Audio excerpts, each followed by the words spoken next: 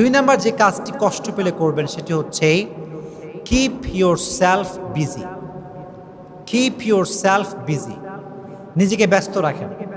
কষ্ট পেয়ে গেছেন, আঘাত পেয়ে গেছেন, বউ ছেড়ে চলে গেছে, এটা রিলেশনশিপ ছিল, ব্রেকআপ হয়ে গেছে, যে কোনোভাবে আপনি কষ্ট পেয়েছেন, কিপ ইউর সেলফ বিজি, নিজেকে কাজে ব্যস্ত রাখেন। যে কোনো কাজ হতে পারে, এটা আপনার পছন্দের কাজ হতে পারে, যে কোনো কাজে হোক, খেলাধুলা হোক, বন্ধুর সঙ্গে আড্ডা হোক, যে কোনো কাজে just try to keep your self busy, নিজেকে ব্যস্ত রাখেন, দেখবেন কষ্ট হালকা হবে। আর যদি একা মন মরা হয়ে বিষণ্ণতায় ভোগেন, কেউ নাই, কেউ ভালোবাসে না, কেউ দেখে না, কেউ লাইক কমেন্ট করে না, কত কষ্ট জীবনে। যদি এই একা একা থাকেন, দেখবেন এই পেইনটা আস্তে আস্তে আরো বাড়বে, এটা আরো ডাবল হবে। এজন্য try to keep your self busy, নিজেকে যে কোনো কাজে ব্যস্ত রাখবেন, পারা যাবে ইনশাআল্লাহ। দুই নাম্বার আমল, দুই নাম্বার টিপস।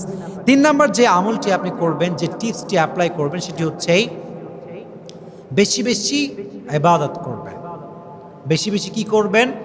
ইবাদত করবেন। এটা হতে পারে কোরআন তেলাওয়াত।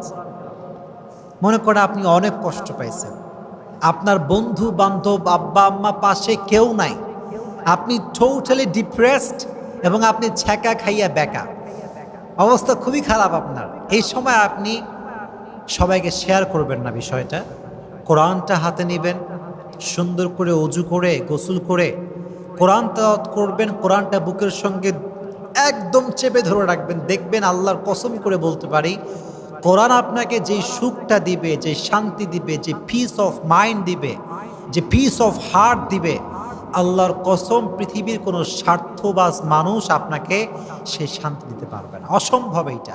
এজন্য যখন আপনি কষ্ট পেয়েছেন, কোরআনটা হাতে নেবেন, মন খুলে কোরআন পড়বেন। রাজি আছেন ইনশাআল্লাহ? অথবা ঠিক ভোরবেলায় উঠে, তাহাজ্জুদের সময় উঠে জায়নামাজটা বিছিয়ে তাহাজ্জুদের জায়নামাজ দাঁড়ায় যাবেন, আল্লাহকে সব কষ্ট বলবেন, কান্নাকাটি করবেন, আল্লাহকে আপনার কষ্ট বলবেন। Try to worship more and more, বেশি বেশি ইবাদত করবেন, দেখবেন যে কষ্ট আপনার জীবনে ছিল এটা হালকা হয়ে যাবে। তাহলে এক নাম্বার বিশ্বাস আমরা জানলাম, এক নাম্বার উপায় জানলাম যে বিশ্বাস রাখতে হবে। দুই নাম্বার জানলাম নিজেকে ব্যস্ত রাখতে হবে। তিন নাম্বার জানলাম বেশি বেশি ইবাদত করতে হবে। বল বেশি বেশি কি করতে হবে? ইবাদত করতে হবে।